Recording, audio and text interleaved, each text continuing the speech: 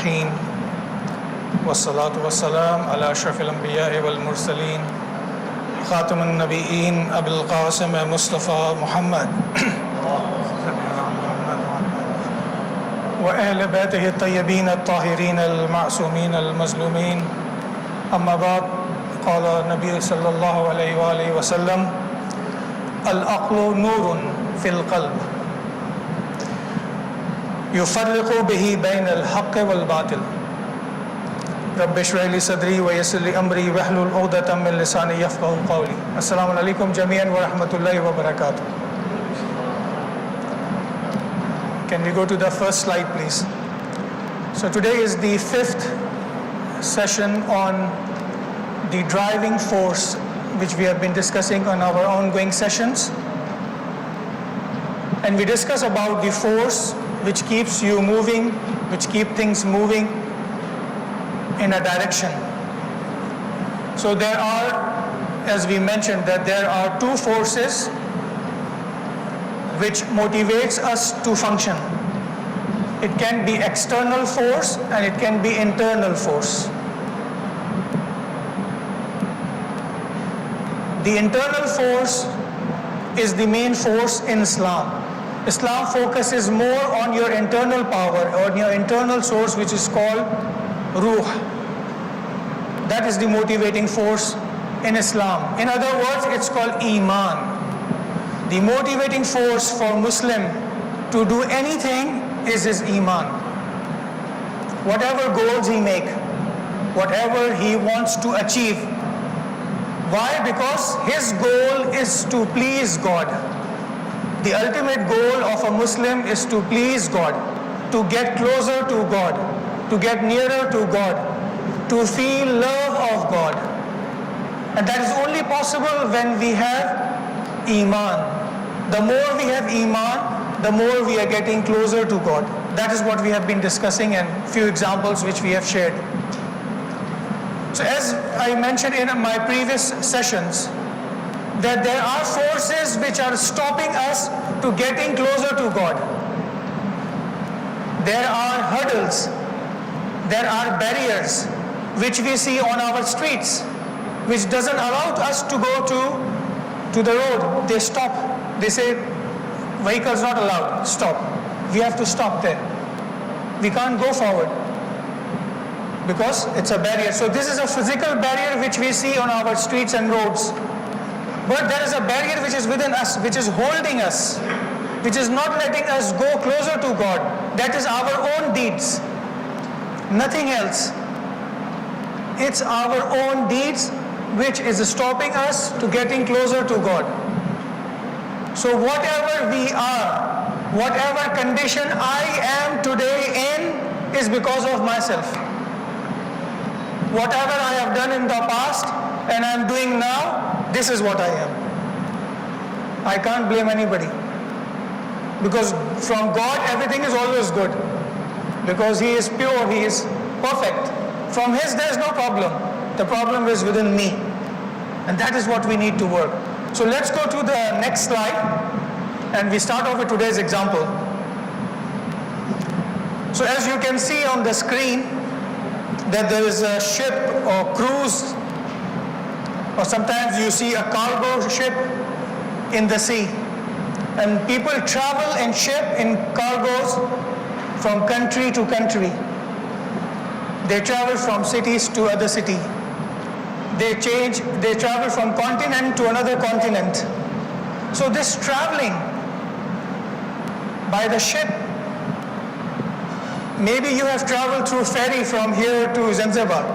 You have experienced that. When you go to a certain level deep into the sea, you find nothing in the surroundings. You can't see land. It's just total sea, as if you're lost and you don't know where to go. There's a sky, and all over there is sea. You can't see any border. You can't see any harbor. You can't see any port. As if you're lost. Where to go and what to do. So there are two things which is very important. If you have these two things, you can reach your destination. If you don't have those two things, you will not reach your destination. However intelligent you are, but you're in the middle of the sea and in all your surrounding there is water. So how will you reach your destination? What do you need to reach your destination? So there are two things, and both of them are necessary. If you will have one, you will not have the other, you will not reach. You have the other but not the other one, you will not reach. So to reach your destination, reach your purpose, reach your purpose of your existence, you need two things. And without having these two things, you will not be able to reach your destination.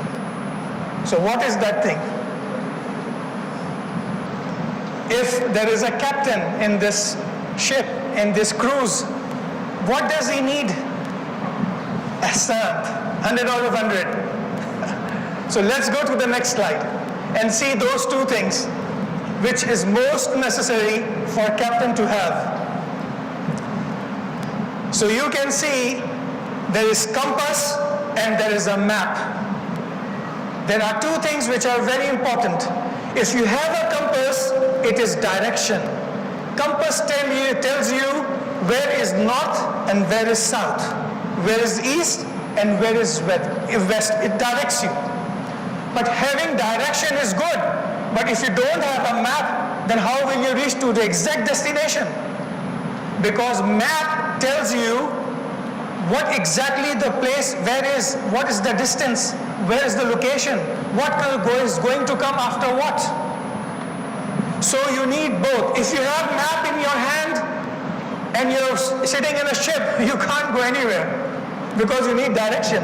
If you have all the compasses in your ship but you don't have a map, where will you go? It's just showing a direction. It is not telling you with how many miles you're going to reach where, and then what, and then where. So you need compass and you need map in your life to reach your destination. So what is the example? They both are 50-50.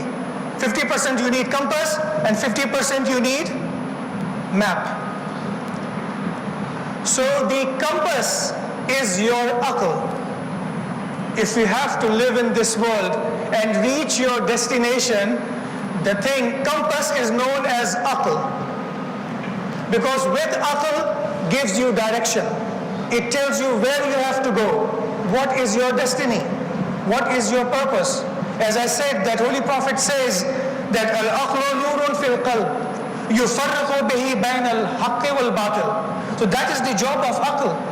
It is the light within your heart, in your heart. And the purpose of the aql is to guide you from good and bad, from right and wrong. That is what you need. You need direction in your life. If there is no aql, there is no religion. Holy Prophet says, and Imam Jafar Sadiq alayhi salatu wasalam says, that those who do not have aql do not have religion. It means people who don't follow religion, they are not using their mind.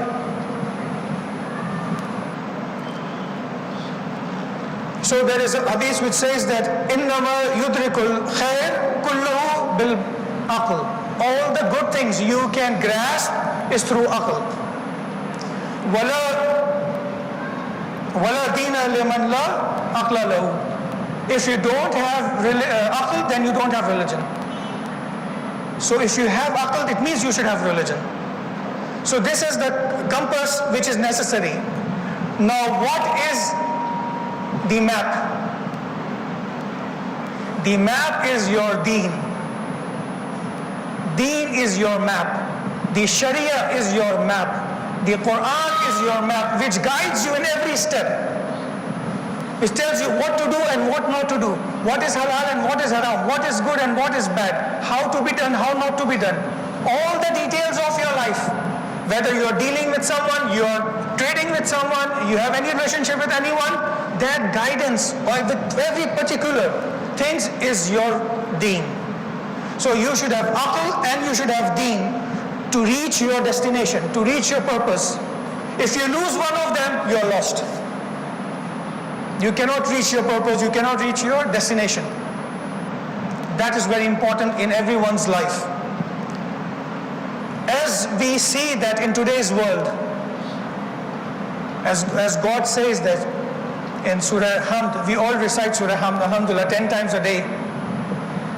Bismillah ar-Rahman ar-Rahim. Maliki Yawmiddin. When we say Maliki Yawmiddin, what do we mean? What do we want to say? We are saying that you, Lord, you have all the powers. You are the Lord, you are the owner of us. I am nothing. And on the day of judgment, you have supreme control over everything.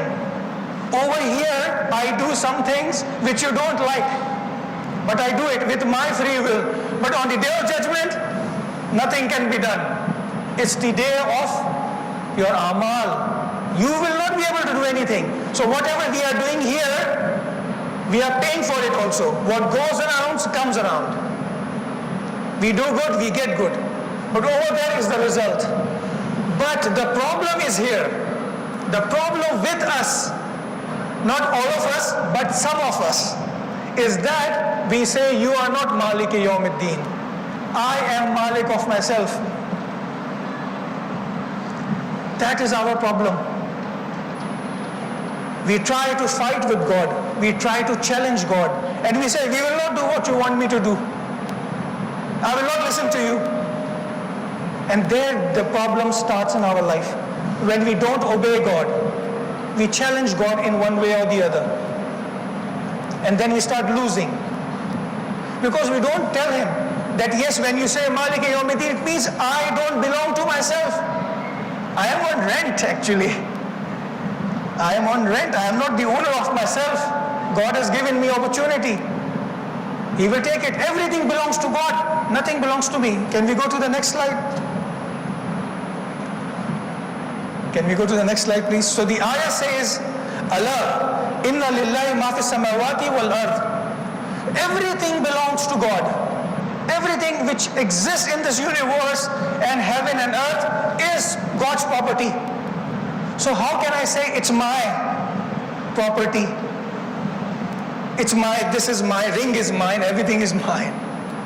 And everything is revolving around me, my wish, my choice and everything. So today, let's go to the next slide and see. In today's world, especially the youths of today, the modern people of today, what do they talk? They say, my body, my choice. Whatever I do with my body. Especially in the West, you see the girls, ladies, women, they talk, Meri jism, Meri marzi. It means, God, you don't have control over me. I don't obey you. There is no Sharia, there is no God. My life, I want to live the way I want because it is my life. It means my concept of Islamic is not clear. It's not my life, it's God's way. God has told me how to live, not my life. My world. So the whole concept is changed. We are praying 5 times a day, 10 times we are reciting this, but we see we challenge God in so many ways. Let's go to the last slide. And I will continue inshallah next time with this coming slide. Who are these? These are the people who said, Iyyaka na'budu wa iyyaka nasta'in. Wassalamu alaikum wa rahmatullahi wa barakatuh.